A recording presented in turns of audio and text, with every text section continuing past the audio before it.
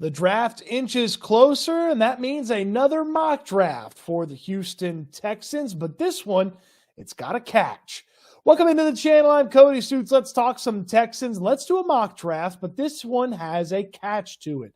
I did a video on the YouTube channel here talking about positional priority and how I would rank the positions the Texans need to attack in the NFL draft. So I thought I'd put a little twist, little parameter on this mock draft that we're about to do.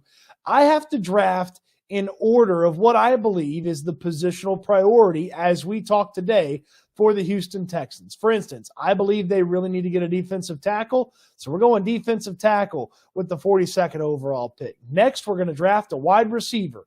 After that, a cornerback, followed up by a tight end and a running back. That's what the position priority is as we talk about it today. The way I see it, let's draft that.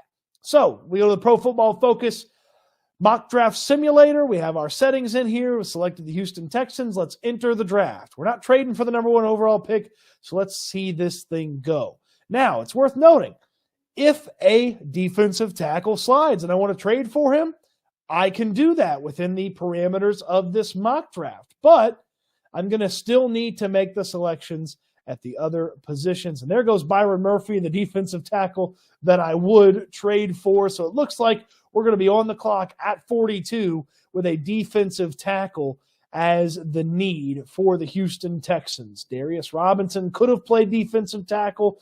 Jerzon Newton, a.k.a. Johnny Newton, could have been the defensive tackle for us, but it goes on, it rolls on, slowly but surely. It's going to take a lot longer than this on draft night and the first night of the draft. So, no tackle that we're going to trade up for, because the tackles that I would have traded up for, how about Byron Murphy going 13th overall to the Las Vegas Raiders? Darius Robinson went here in the 20s to the Green Bay Packers, and then Johnny Newton to the Detroit Lions. Maybe could have jumped up to Johnny Newton, but we're going to keep it moving here. Again, we've got to go defensive tackle. That's the parameter. That's the rules on this draft. And I don't pick again until later on in the second round. There's a unique individual on the board here. I like Braden Fisk a lot. Violent, super athletic. The play at Florida State one year was solid. He was at Western Michigan before that. I like him. He's a nice player. I want something unique and different. I want something that a lot of people aren't built like anymore. And there just aren't many athletes like T'Vondre Sweat. 366 pounds is the big fella. I almost said 400 pounds. I almost gave him too much weight there. 366 pounds is his playing weight. He is an earth mover. I like what he brings to the table. I have to draft a defensive tackle. The big fella staying in the state and heading to Houston. So, a couple of picks start rolling off the board. We need a wide receiver with this selection. I already saw one wide receiver that I really liked in Roman Wilson come off the board. Let's see if another one comes off before the Texans get back on the clock with 59. Ricky Pearsall was one of those guys. Let's go to the wide receiver market. Xavier Legette is a unique and interesting prospect. Really good size, height, weight, speed combination from him. Jalen Polk, very productive at Washington along with McMillan. Tez Walker, okay, Devontae is his name, but they call him Tez Walker. Tez Walker, if I had more belief in his hands, if I had more belief in what he brought to the table from a consistency standpoint, I would very easily take Devontae Walker here, Tez Walker, as he is more affectionately known. For this draft, though, Jermaine Burton has been getting a lot of love recently, and I watched a big film breakdown on Burton and what he brings to the table, and there are some really impressive traits. And because he's played a lot of football, because he's been a successful football player for a while, and you know how tough those Bama practices are before you get the opportunities that you get at Alabama. Think about this. This wide receiver, yes, we're hoping for him to be wide receiver 3, but initially he's going to be wide receiver 4, maybe 5 on the depth chart before he climbs his way in there. He needs to have good practice habits. He needs to be able to make the most of limited opportunities early on. And while the potential isn't as high as a guy like Leggett, I do like the floor initially of a guy like Jermaine Burton. And yet again, the Houston Texans add themselves an Alabama player, and yet again, another Alabama wide receiver. Again, that's the parameters of this draft. Had to go defensive tackle 1, have to go wide receiver here.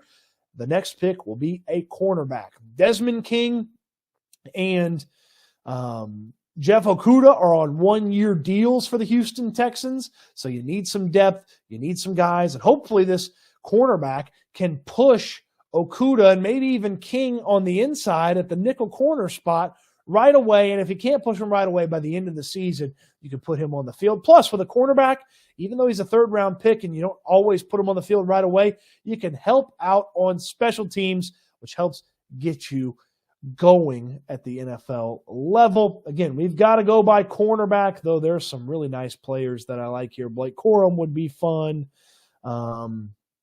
Bucky Irving would be fun. Trey Benson would be fun. Jeremiah Trotter would be fun. But we've got to sort by cornerback. We've got to take one of these players. Max Melton is a guy that has been very good in the draft process, freaky workout at the scouting combine, played at Rutgers, so not as much tape against big-time passing offenses as you would hope some of these other guys have.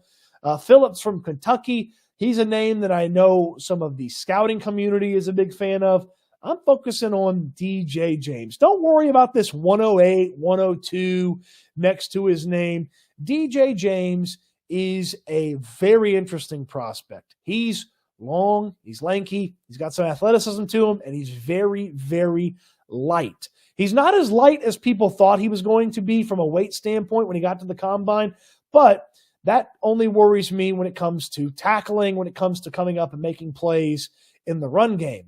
Well, if the defensive ends and the linebackers take care of business, you hopefully don't need a guy like DJ James to make too many plays in the run game, but go out there, use the length, use the athleticism to knock the ball away, and eventually maybe he finds himself as DB2 on this team, or cornerback 2 on this team.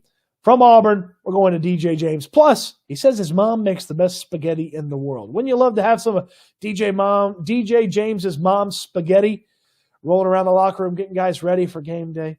So we have the defensive tackle in T'Vondre Sweat. We have the wide receiver in Jermaine Burton. We have the cornerback in DJ James. And now we're looking for a tight end and a running back with those 4th-round picks that the Houston Texans have. A little bit longer wait for this one. Long time as a tight end that we like. Cade Stover's coming off of the board there.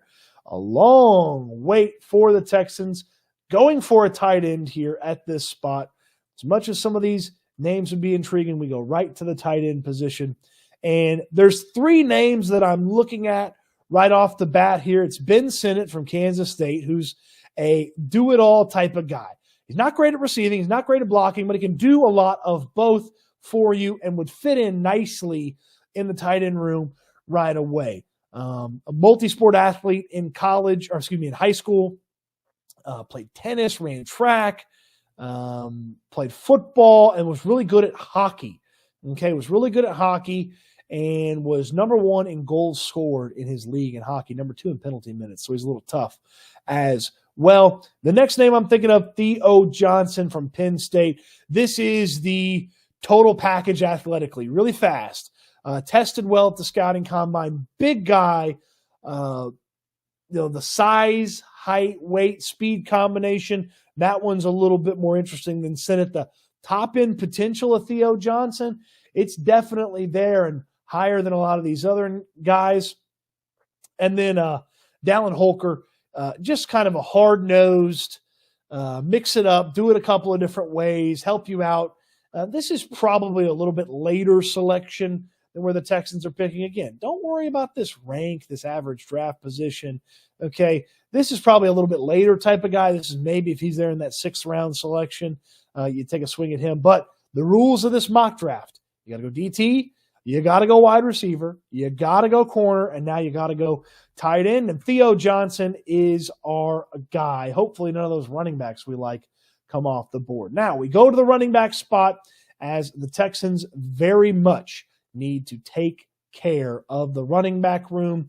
Right away, I see a couple of really interesting and fun names when it comes to the running backs. Now, the key here for the running back spot is Joe Mixon's a do-it-all back. He can catch the ball, he can run the ball. So you want something unique to the skill set. You want somebody who's really good at short yardage stuff, physical running, or you want somebody who's really good at catching the ball out of the backfield. You want a little bit of do-it-all to this running back spot, yes, but for what the Texans need right now, help on special teams, and then one discernible skill. Eventually, they are a weapon for you overall in the running back room, but with Joe Mixon and even Dameon Pierce still a part of this team, you have the luxury to kind of focus in on a certain skill or a certain type of player. Right away, three really intriguing names, and then a fourth name that we'll talk about here in just a moment. Braylon Allen at Wisconsin, physical, hard runner, tough guy.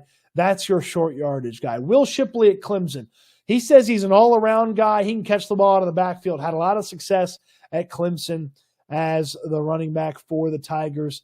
And then the Louisville back here, Garendo, super freaky at the combine. Really impressive workout. He turned a lot of heads. And then you're looking at this guy. Look, you got the Big Ten, you got the ACC, you got the ACC, you got the Pac-12 here, you got the Big Ten here. You're wondering, what conference does New Hampshire play in, Cody?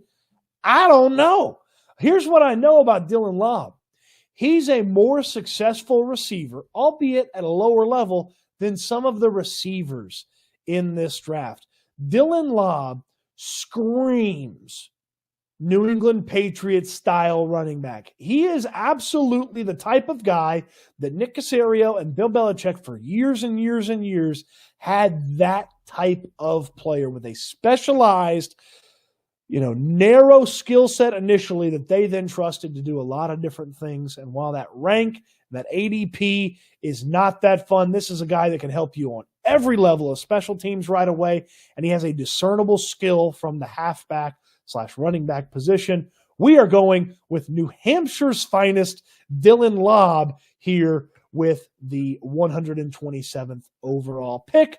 That wraps up our draft within the parameters of how we had to draft this draft, which again was defensive tackle, wide receiver, cornerback, followed by tight end, and then running back.